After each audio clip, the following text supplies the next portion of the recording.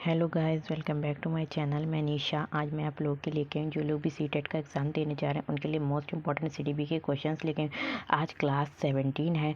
इससे पहले मैंने 16 क्लासेस करा चुकी हूँ जो आपके एग्ज़ाम में पूछे जा चुके हैं क्वेश्चंस।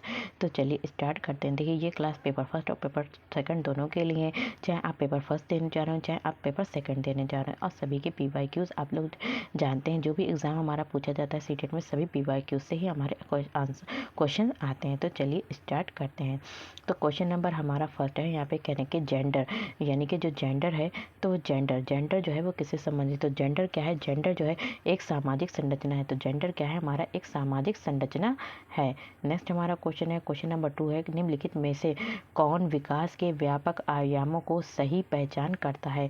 तो कह रहे हैं कि जो भी विकास के व्यापक आयाम जो होते हैं, डेवलपमेंट के जो आयाम होती है, उनकी सही पहचान कौन करता है। तो उनकी सही पहचान जो करता है वो क्या होता है कि शारीरिक होती है, संज्ञानात्मक, सामाजिक और संवेगात्मक। तो बच्चे का जो विकास होता है शरीर में होता है, और संज्ञानात्मक यानी कि बौद्धिक विकास होता है, सामाजिक सोशल जो होता है सोशल विकास होता है, और संवेगात्मक यानी कि इमोशन विकास होता है। नेक्स्ट हमारा क्वेश्चन है, क्वेश्चन नंबर 3 है, बुद्धि के बारे में निम्नलिखित कथनों में से कौन सा सही है। तो बुद्धि जो हमारी इंटेलिजेंस है उसके बारे में कौन सा कथन हमें सही बताना है, सही कथन कौन सा है। तो सत्य कथन क्या है? हमारा बुद्धि बहुआयामी है, जिसमें बुद्धि परीक्षणों के द्वारा पूर्ण रूप से परिमय न की जाने वाली कई योग्यताएं शामिल हैं। नेक्स्ट हमारा क्वेश्चन है, क्वेश्चन नंबर 4 है, निम्नलिखित में से कौन प्राथमिक सामाजिकरण का माध्यम है। तो प्राथमिक सामाजिकरण का जो माध्यम है वो हमारा क्या है। तो जो हमारा प्राथमिक सामाजिकरण का माध्यम है परिवार को हम प्राथमिक सामाजिकरण का माध्यम करते हैं, जबकि विद्यालय को द्वितीय सामाजिकरण का माध्यम कहा जाता है। नेक्स्ट हमारा क्वेश्चन है, क्वेश्चन नंबर 5 है, जीन पियाजे के सिद्धांत। तो जीन पियाजे के सिद्धांत का प्रमुख प्रस्ताव है कि, तो जीन पियाजे के जो सिद्धांत है उनका प्रमुख प्रस्ताव क्या है। तो उनका प्रमुख प्रस्ताव क्या है जीन पियाजे के सिद्धांत का। तो बच्चों की सोच गुणात्मक रूप में वयस्कों से भिन्न होती है। तो इनके जो बच्चों की सोच होती है, अगर गुणात्मक रूप से देखें तो वो बड़ों यानी वयस्कों से क्या होती है, भिन्न अलग होती है। नेक्स्ट हमारा क्वेश्चन है, क्वेश्चन नंबर 6 है। तो यहाँ पे 6 का क्या है, यहाँ पे कह रहे हैं कि निम्नलिखित में से कौन सा पूर्व क्रियात्मक अवस्था काल के बच्चों को विशेषित करता है। तो कौन करता है? विचारों की अनुत्क्रमणीयता। तो विचारों की अनुक्रमणीयता जो है वो हमारे क्या करती है, पूर्व क्रियात्मक अवस्था को क्या करती है, विशेषित करती है। नेक्स्ट हमारा क्वेश्चन है, क्वेश्चन नंबर 7 है। यहाँ पे कह रहे हैं कि बच्चों और उनके अधिगम के संदर्भ में निम्नलिखित में से कौन सा कथन सही है। तो बच्चे जो भी हमारे स्टूडेंट हैं और उनके लर्निंग के संदर्भ में कौन सा कथन जो है वो सही है। तो हमारा जो कथन है वो कौन सा हमारा सही है। तो सभी बच्चे सीखने के लिए स्वाभाविक रूप से प्रेरित होते हैं तथा सीखने में सक्षम हैं। तो सभी बच्चे सीखने के लिए क्या है, स्वाभाविक रूप से प्रेरित होते हैं। नेक्स्ट हमारा क्वेश्चन है, क्वेश्चन नंबर हमारा क्या है, 8 है, प्रगतिशील शिक्षा। जो भी हमारी प्रोग्रेसिव एजुकेशन होती है, प्रगतिशील शिक्षा में बच्चों को किस तरह देखा जाता है। जो प्रगतिशील शिक्षा है उसमें बच्चों को किस तरीके से देखा जाता है। तो प्रगतिशील शिक्षा में जो बच्चों को देखा है, सक्रिय अन्वेषक के रूप में देखा जाता है। नेक्स्ट हमारा क्वेश्चन है, क्वेश्चन नंबर 9 है, लेव वाइगोत्स्की के अनुसार, जो हमारे लेव वाइगोत्स्की थे उनके अनुसार जो अधिगम है, लर्निंग है, तो क्या है। तो लेव वाइगोत्स्की के अनुसार जो अधिगम है वो हमारा क्या है। तो हमारा अधिगम एक सामाजिक गतिविधि है। नेक्स्ट हमारा क्वेश्चन है, क्वेश्चन नंबर 10 है, जीन पियाजे के अनुसार बच्चे, जो जीन पियाजे उनके अनुसार जो बच्चे हैं तो वो क्या करते हैं। तो जीन पियाजे के अनुसार बच्चे जो होते हैं वो क्या करते हैं, बच्चों को उद्दीपक अनुक्रिया संबंधों के सावधानी पूर्वक नियंत्रण के द्वारा एक विशेष तरीके से व्यवहार करने के लिए अनुबंधित किया जा सकता है। नेक्स्ट हमारा क्वेश्चन है, क्वेश्चन नंबर 11 है। यहाँ पे कह रहा है, चालक विकास की दर में व्यक्तिगत विशेषताएं होती हैं। तो चालक विकास की दर में व्यक्तिगत विभिन्नताएं होती हैं। तो यानी कि बच्चे का जब विकास होता है तो उन लोग के अलग अलग दर से होता है। फिर भी चालक विकास का जो क्रम डैश से डैश तक होता है। तो किससे किससे तक होता है। तो चालक विकास, सॉरी, देखिए जो क्वेश्चन है आपका, क्वेश्चन नंबर 10 है, उसका जो आंसर है आपका जीन पियाजे। तो उसका जो आंसर है आपका ये यहाँ पे रॉन्ग हो गया है आंसर। जीन पियाजे के अनुसार बच्चे, तो कह रहे हैं कि जो जीन पियाजे उनके अनुसार जो बच्चे हैं तो वो क्या होते हैं, ज्ञान को सक्रिय रूप से संरचित करते हैं जैसे जैसे वे दुनिया में व्यवहार कौशल का प्रयोग करते हैं तथा अन्वेषण करते हैं। तो ये हमारा इसका राइट आंसर है। नेक्स्ट हमारा क्वेश्चन है, क्वेश्चन नंबर 11 है। तो यहाँ पे कह रहे हैं कि चालक विकास की दर में व्यक्तिगत विविधताएं होती हैं। फिर भी चालक विकास का क्रम जो होता है वो क्या डैश से डैश तक है। तो कैसे किस तरीके से है। तो आप परिकृष्ट स्थूल चालक विकास से परिकृष्ट यानी कि सूक्ष्म चालक विकास तक है। नेक्स्ट हमारा क्वेश्चन है, क्वेश्चन नंबर 12 है। तो कह रहे हैं कि वो अवधि जो वयस्कता के संक्रमण की पहल करती है, तो वो अवधि जो वयस्कता के संक्रमण की पहल करती है उसे क्या कहते हैं? तो उसे क्या कहते हैं? तो उसे क्या कहते हैं? उसे कहते हैं किशोरावस्था कहते हैं। नेक्स्ट हमारा क्वेश्चन है, क्वेश्चन नंबर 13 है। एक प्रारंभिक कक्षा में एक बच्चे अपने अपने साथ जो अनुभव लाती है, तो एक प्रारंभिक कक्षा यानी क्लासरूम में बच्ची अपने साथ अनुभव लाती है, तो कैसे अनुभव लाती है? तो अनुभव जो लाती है वो कैसे लाती है? उन्हें शामिल कर उनका संचय करना चाहिए। जो अनुभव लाती है उनको हम क्या करेंगे? शामिल करके उनको संचय करना चाहिए। नेक्स्ट हमारा क्वेश्चन है, क्वेश्चन नंबर 14 है। तो कह रहे हैं कि एक बच्चा तर्क प्रस्तुत करता है कि हिंस को दवाई की चोरी नहीं करनी चाहिए। वो दवाई को उसकी पत्नी की जान बचाने के लिए ज़रूरी, क्योंकि यदि ऐसा करता है तो उसे पकड़ा जाएगा और जेल भेजा जाएगा।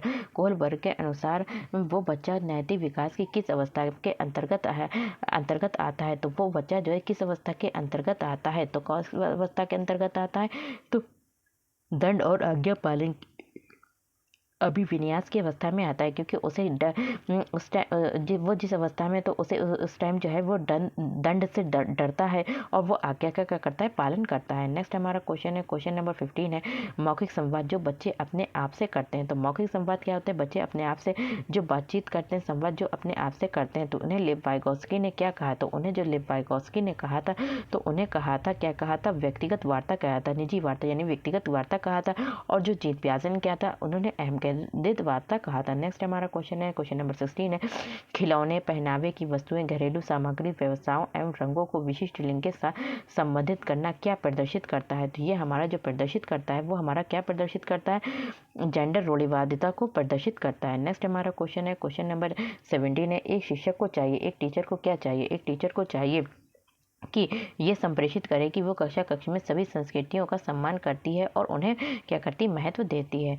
नेक्स्ट हमारा क्वेश्चन है, क्वेश्चन नंबर 18 है। निम्नलिखित संरचनाओं में से शिक्षा का अधिकार अधिनियम 2009 किसकी वकालत करता है? तो कह रहे हैं कि शिक्षा का अधिकार अधिनियम 2009 जो है वो किसकी वकालत करता है? तो शिक्षा का अधिकार अधिनियम 2009 जो वकालत करता है वो एकीकृत शिक्षा का क्या करता है? वकालत करता है। नेक्स्ट हमारा क्वेश्चन है, क्वेश्चन नंबर 18 है। कह रहे हैं कि वो ये विचारधारा है कि सभी बच्चों को एक नियमित विद्यालय व्यवस्था में समान शिक्षा प्राप्त करने का अधिकार है। तो ये किसमें कहा जाता है? समावेशी शिक्षा में सभी बच्चों को एक साथ शिक्षित किया जाता है। नेक्स्ट हमारा क्वेश्चन है, क्वेश्चन नंबर 20 है। निम्नलिखित में से कौन सा एक मुख्य प्रक्रिया निम्नलिखित में से कौन सा एक मुख्य प्रक्रिया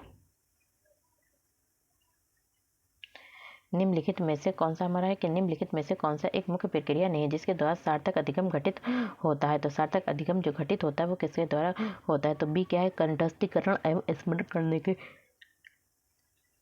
जिसके द्वारा कौन सी कह रहे हैं कि एक मुख्य प्रक्रिया नहीं है जिसके द्वारा सार्थक अधिगम घटित होता है? तो सार्थक अधिगम इन तीनों के से घटित होता है, बल्कि कौन सा है जिससे घटित नहीं होता? तो कंठस्थीकरण, जब हम बच्चों को चीज़ों को लर्न कर लेते हैं तो वो क्या होता है? कंठस्थ कर लेता है, रटंत प्रक्रिया होती है एवं स्मरण। तो ये क्या है? वो हमारी मुख्य क्रिया नहीं है। नेक्स्ट हमारा क्वेश्चन है 21।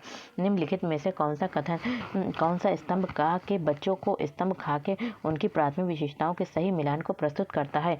तो कौन हमारा प्रस्तुत करता है? तो कौन प्रस्तुत करता है? इसमें से देखिए जो आंसर है आपका वो हमारा कौन सा है? सी आंसर होगा। तो इसको हम कैसे देखते हैं? तो देखिए जो हमारा फर्स्ट का हमारा क्या है? डी है। तो हमारा जो फर्स्ट है प्रतिभाशाली, तो प्रतिभाशाली जो बच्चे हैं तो वो क्या होता है? फर्स्ट का डी है। तो प्रतिभाशाली जो होते हैं बच्चे जो होते हैं वो क्या होते हैं? शीघ्रता से तो प्रतिभाशाली शीघ्रता एवं स्वतंत्र रूप से सीखने की योग्यता रखते हैं। नेक्स्ट हमारा क्या है? सेकंड जो है अधिगम आसक्तता। तो अधिगम आसक्तता जो है वो किससे? धारा प्रवाह पढ़ने की कमी को कहते हैं। तो अधिगम आसक्तता जो है धारा प्रवाह पढ़ने की कमी को कहते हैं। सृजनात्मक, जो सृजनात्मकता है तो वो क्या करती है? सृजनात्मकता मूल समाधानों के बारे में सोच सकता है। तो सृजनात्मक अगर विद्यार्थी तो वो एक ही क्वेश्चन के कई आंसर को कर सकता है, कई तरीके से कर सकता है। अवधान कमी, तो अवधान की कमी, अति सक्रियता, अति व्यतिक्रम, तो ये जो है वो किसे बताता है? तो आसानी से विचलित होने की आदत को बताता है। किसे बताता है? आसानी से विचलित होने की आदत को बताता है। तो हमारा जो आंसर है तो वो हमारा कौन सा होगा? सी होगा। नेक्स्ट हमारा क्वेश्चन है, क्वेश्चन नंबर नेक्स्ट हमारा क्वेश्चन है, क्वेश्चन नंबर 22 है, बच्चे प्रभावी रूप से सीखते हैं। तो बच्चे जो होते हैं वो क्या होते हैं, प्रभावी रूप से सीखते हैं। तो कैसे सीखते हैं, तो बच्चे प्रभावी रूप से कैसे सीखते हैं, तो क्या है, शिक्षक कक्षा में होने वाली सभी घटनाओं व बच्चों को पूर्ण रूप से नियंत्रित करता है जब बच्चे सीखते हैं। नेक्स्ट हमारा क्वेश्चन है, जो क्वेश्चन है हमारा क्या है, इसका जो क्वेश्चन है 22 का जो आंसर है, तो वे विभिन्न गतिविधियों एवं कार्यों में सक्रिय रूप से भाग लेते हैं। तो बच्चे प्रभावी रूप से सीखते हैं। कैसे सीखते हैं, जब वो अलग अलग गतिविधियों में क्या होते हैं, एक्टिविटीज़ में भाग लेते हैं, कार्यों में सक्रिय रूप से भाग लेते हैं। नेक्स्ट हमारा क्वेश्चन है, क्वेश्चन नंबर 23 है। यहाँ पे कह रहे हैं 23, तो यहाँ पे बच्चों को कक्षा में जो प्रश्न है वो कैसे पूछने चाहिए। तो बच्चों को कक्षा में प्रश्न पूछने के लिए क्या करना चाहिए, हमें उनको प्रेरित करना चाहिए। नेक्स्ट हमारा क्वेश्चन है, क्वेश्चन नंबर 24 है, कहना कि सृजनात्मक दृष्टिकोण के अनुसार, कौन से दृष्टिकोण के, यानी कि सृजनात्मक दृष्टिकोण के अनुसार जो अधिगम है, लर्निंग है, वो क्या है। तो अधिगम जो है वो क्या है, अधिगम एक सक्रिय एवं सामाजिक प्रक्रिया है। तो सृजनात्मक दृष्टिकोण के अनुसार जो हमारी जो है,